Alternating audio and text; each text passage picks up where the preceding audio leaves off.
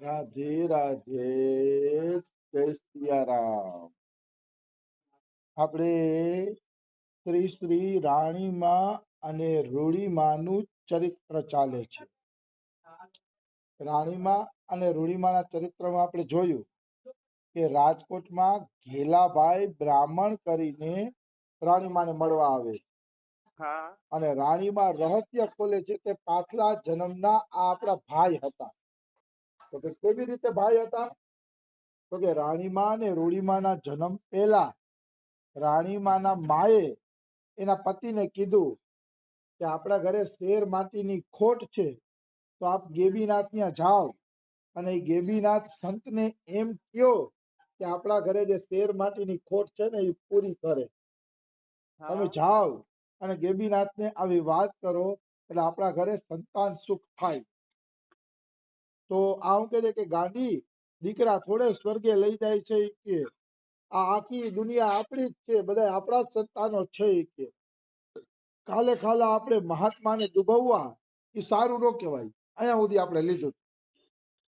તો આની વાત મને ગમી, રાણીમાના પપ્પાની વાત ગમી મને કે સાંસારિક વસ્તુ માટે ક્યારેય સંતને હેરાન કરાય નહીં. કારણ કે સાંસારિક વસ્તુ તો આજે છે ને કાલે નથી. એના માટે સાધુ સંતોને હેરાન કરવા ખોટનો ધંધો છે. ભલે કદાચ તમારી મનોકામના પૂરી થઈ જશે, હું નથી કહેતો કે એવું નહીં કે મનોકામના પૂરી નહીં થાય, પણ તમને સાધુ પાસેથી જે અસલી લાભ, ભગવદ પ્રેમનો લાભ, ભગવદ દર્શનનો લાભ પછી નહીં મળે. બિલકુલ ઈ મળવો છે ને પછી મુશ્કેલ થઈ જશે.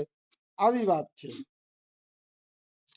તો રાણીમાના માં શું કે છે કે ભગત આમાં દુભવવાની વાત જ ક્યાં છે?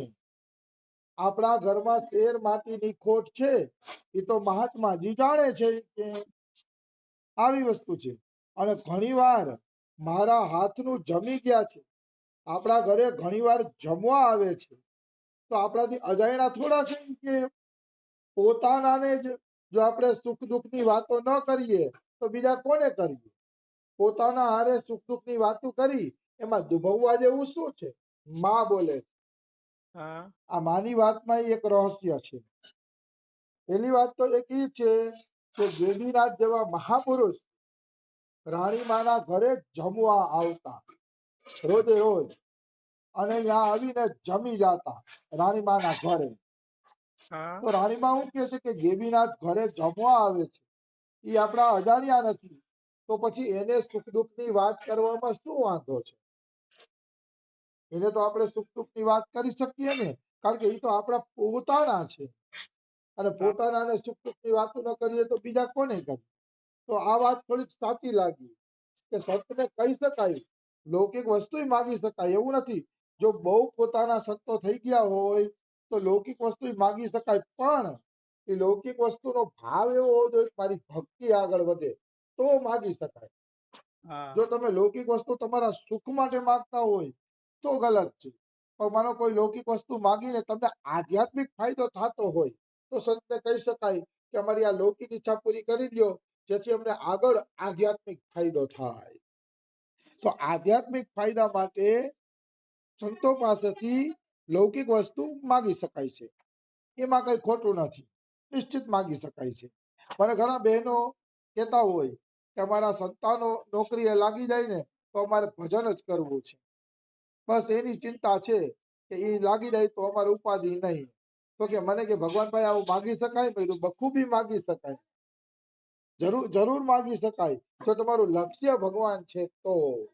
એક બેન મને એમ કહેતા હતા કે મારો છોકરો પરણી જાય ને એટલે મારે વ્રજવાસ કરી લેવો છે, તો છોકરા પરણી જાય એવી માગણી ભગવાનભાઈ કરી શકાય? જો તમારું ખરેખર લક્ષ્ય વ્રજવાસનું હોય તો માગણી કરી શકાય કે ઠાકોર આમાંથી કાઢ મને એટલે હું વ્રજવાસ કરી શકું. એટલે માગવું દોષ નથી. ભગવાન આપણો પરમ પિતા છે, પરમ પિતા છે, સાધુ આપણા પોતાના છે, તો સુખ દુઃખની વાતો કહીએ, કંઈક માગી લઈએ, જેમ પુત્ર પિતા પાસે માગી લઈએ એમ દોષ નથી. પણ માગવાનું ઓછું હોવું જોઈએ, વ્યાજબી હોવું જોઈએ. મારી જેમ 50 વાતોનું લિસ્ટ લઈને રોજે રોજ ઉભો રહીએ એમ કઈ ભગવાન કામના પૂરી કરવાના વરા નથી. એ કામના ત્યારે પૂરી કરે છે જ્યારે એ કામના પૂર્તિ પછી આપણી ભક્તિ આગળ વધે. આવી વસ્તુ છે. એટલે માંગજો ભગવાન પાસે પ્રાર્થના કરીને કોઈ દોષ નથી એવું, પણ માંગજો એવું કે જેનાથી તમારી ભક્તિ વધે. હું તો ભગવાનને કહેતો હોય ઘણી વાર હું બહાર નીકળું તો સૂર્યને નમસ્કાર કરું કે હે સૂર્યનારાયણ, એમ કહે છે કે તમને નમસ્કાર કરવાથી રોગો આવતા નથી, એટલે મને રોગોથી દૂર રાખજો, એટલે હું પ્રભુનું ભજન કરી શકું. માંગુ મજાકમાં માયકે રાખતો હોય સૂર્યનારાયણ પાસે. અને બીજું હનુમાન ચાલીસાના પાઠ કરું તો માગું કે હનુમાનજી મારાથી દુષ્ટ લોકોને દૂર રાખજો, એટલે હું તમારું ભજન કરી શકું, પ્રભુનું ભજન કરી શકું. આવું હું માગતો જ હોઉં છું, પણ આ કઈ કહેવાની વાતો નથી, પણ આવું માગતો હોઉં છું. પણ મારું માગવાનું એવું હોય કે મારી ભક્તિ વધે, ભક્તિમાં કોઈ મને નડતર ન થાય, એવું હું ભગવાન પાસે માગતો હોઉં છું. એટલે માગવું એ દોષ નથી, માગો કઈ વાંધો નહીં, પણ ભક્તિ વધે એવું માગો. રાધા બાબા તો એમ કે છે કે તમે ભગવાન પાસે કઈ માગશો ને તો બે વાતો થશે. કાં તો જો એ વ્યાજબી માંગણી હશે, તમારી માંગણી એકદમ વ્યાજબી હશે તો ભગવાન એને પૂરી કરી દેશે. અને જો એ માંગણીથી તમારી ભક્તિ નહીં વધતી હોય, ભક્તિમાં ખોટ આવતી હશે, તો ભગવાન તમારી એ માંગણીને પૂરી નહીં કરે, બિલકુલ પૂરી નહીં કરે. એટલે એટલું યાદ રાખવાનું, ભગવાન બે કામ કરે છે, ક્યાં તો આપણી માંગણીને પૂરી કરી દે છે, અને કાં તો પછી ભગવાન છે ને એ માંગણીની લાલસાને જ સમાપ્ત કરી દે છે. આવું ભગવાન કરી શકે છે. આવી વાત છે. એટલે કહેવાનો ભાવ શું છે, ભગવાન પાસે માગી શકાય, પણ પોતાના કલ્યાણની વાત માગો તો વધારે સારું છે. બાકી સંસારી માંગણીઓ તો જિંદગીમાં કોઈ દી ખૂટવાની નથી. આવી વસ્તુ છે. તો રાણીમાના પિતાજી શું કે છે, ભલે ભંડારી ભલે.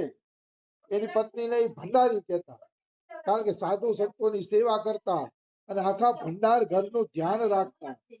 એટલે એમ કે છે કે ભલે ભંડારી ભલે કે આજે સાંજે જયારે કે હું જઈશ ને કે ત્યારે મહાત્માને વાત કરી શીખીએ, ગેબીનાથને વાત કરી શીખીએ. જો ગેબીનાથ રીડી ગયા તો કે આપણો બેડો પાર છે કે. પછી છેલ્લે રાણીમાના પપ્પાએ કીધું મને ઘર તો સૂનું સૂનું લાગતું હતું સંતાનો વગર, પણ શું કરવું. મતલબ હવે માએ વાત કરી તો પિતાના મનમાં સંતાનના કામનાના અંકુર ફૂટી ગયા, કારણ કે આખરે ગમે એમ તો માનવી છે ને, અને માનવી લાલચમાં સપડાયા વગર રે નહીં. આ બહુ મજેદાર વાત કરે છે, બહુ જ દિવ્ય અને મજેદાર વાત છે કે મનુષ્ય બિચારો ગમે એટલું ધ્યાન રાખે ને તો એ થોડો ઘણો માયામાં તો સપડાઈ જાય છે. આવી વસ્તુ છે. માએ જયારે દીકરાની વાત કહી કે સંત પાસે દીકરો માંગજો, તો નિષ્કામ હોવા છતાંય રાણીમાના પિતાના મનમાં કામના જાગી ગઈ. પુત્રના અંકુર ફૂટી ગયા કે પુત્ર હોય તો સારું, કારણ કે આખરે બધા માનવી છે. હું હોય કોઈ પણ હોય, એને આપણે લાલચ આપીએ કે તને આટલું આપશી, આમ આપશી, આમ કરો આટલું આપશી, તો થોડી ઘણી લાલચ તો થઈ જ જાય. થોડી ઘણી લાલસા તો મનની અંદર ઉદય પામી જ જાય છે, નિશ્ચિત. એમાં કોઈ એટલે કોઈ શંકા નથી. એટલે મનુષ્ય માત્ર ભૂલને પાત્ર, બિચારો લાલચમાં ફસાઈ જાય તેમાં કઈ નવી નવાઈની વાત નથી, કારણ કે આ માયા છે જ એટલી પ્રબળ કે જીવ એની અંદર ફસાઈ જાય છે. આવી વસ્તુ છે. એટલે રાણીમાના બાપા ગાયુંને અને પોતાના માલને પૂરી દીધા, એને જે ઓલું બનાવ્યું હોય ને ગૌશાળા જેવું, એમાં માલને પૂરી દીધા, અને પછી કાંધ ઉપર કપડું નાખી અને પોતે હાલતા થઈ ગયા ગેબીનાથના ભોયરે. અને ગેબીનાથના ભોયરે આવી અને બેસી ગયા પોતે. તો ગેબીનાથ કહે છે આવ ગોકળી આવ, આજ તો ભારે ભારે હાલમાં દાખલો કર્યો, મતલબ આજ તો બહુ ઝડપથી હાલીને આવ્યો. ગેબીનાથ એમ કે છે આજ તો તારી હાલવામાં બહુ ઝડપ હતી કે બહુ ઝડપથી હાલીને આવ્યો. તો કે હા બાપુ, મન થઈ ગયું તમારા દર્શનનું, પછી ઢીલ શું કરવી કે, એટલે જ હું ઝડપથી હાલીને પાછો આવી ગયો. એમ મારા દર્શન માટે ઝડપી હાલીને આવ્યો છો, એલા એમ કેમ નથી કેતો કે તારે છોરું લેવા માટે આવવું પડ્યું, તારે છોકરાની જરૂર છે એટલે મારી પાસે આવ્યો, એમ કેમ નથી કેતો. મતલબ ગેબીનાથ અંતર્યામી હતા, એટલે જાણી ગયા કે આ છોકરું લેવા માટે જ મારી પાસે આવ્યો છે. સંતાન સુખ માટે જ મારી પાસે આવ્યો છે. ખબર પડી ગઈ. હા ભૈયાની વાત ગેબીનાથ જાણી ગયા. એટલે પછી આ રાણીમાના પપ્પા ગેબીનાથના ચરણોમાં પડી ગયા અને ગેબીનાથના ચરણોમાં પડીને બોલે છે કે ગેબના ધણીથી કઈ વાત અજાણી છે. મારા નાથ ઈ કામના તો છે જ. આ ભંડારીને પુગાડું નહીં ને એટલે મારે આવવું પડ્યું. મતલબ હું તો માંગવા નહોતો આવતો, મને શેરમાટીની ખોટ તો દેખાતી હતી, પણ મને એમ થયું કે સંતો પાસે માગીને ક્યાં હેરાન કરવું, પણ આ ભંડારીને પુગાડું નહીં. ભંડારી ધરા હાર મને મોકલતા હતા એટલે મારે કે પ્રભુ આવવું પડ્યું, નહીતર હું તમને કોઈ કષ્ટ દેત નહીં. કે તમને હા કષ્ટ દેવું મને થોડું ગમે. જુઓ ને આ ભંડારી પરાણે મોકલ્યા એટલે મારે આવવું પડ્યું. કે આવી વસ્તુ છે. સંસારમાં પણ આવું છે હો ભાઈ, પત્ની પાસે કોઈ પતિનું હાલતું નથી. આ વાત મારે કેવી પડે એમ.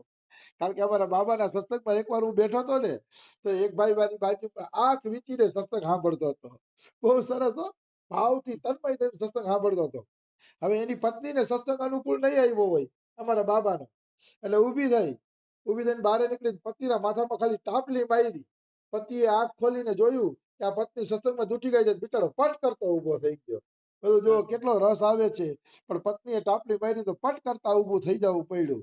અત્યારે હું 90% પુરુષોને સ્ત્રીને આધીન જોઉં છું. અને તુલસીદાસે લખ્યું છે એવું નથી. તુલસીદાસે રામચરિત માનસમાં લખ્યું છે કે કળિયુગમાં સ્ત્રીઓનું રાજ્ય આવશે અને મદારી વાંદરાને નચાવે એમ પત્નીઓ પતિને નચાવશે. આ કળિયુગમાં થશે એવું લખ્યું છે. એટલે મારી વાતો કોઈ શાસ્ત્ર વિરુદ્ધ ન હોય, પણ તમે નજરે પણ જોઈ શકો છો અને આવી વાતો શાસ્ત્રોમાં પણ આવે છે કે પત્ની હંમેશા પુરુષોને પોતાના ઈશારા ઉપર નચાવતા હોય. નાચ ઈવ મરકટ કી નાઈ. મરકટ એટલે વાનરની જેમ નાચતા હોય છે.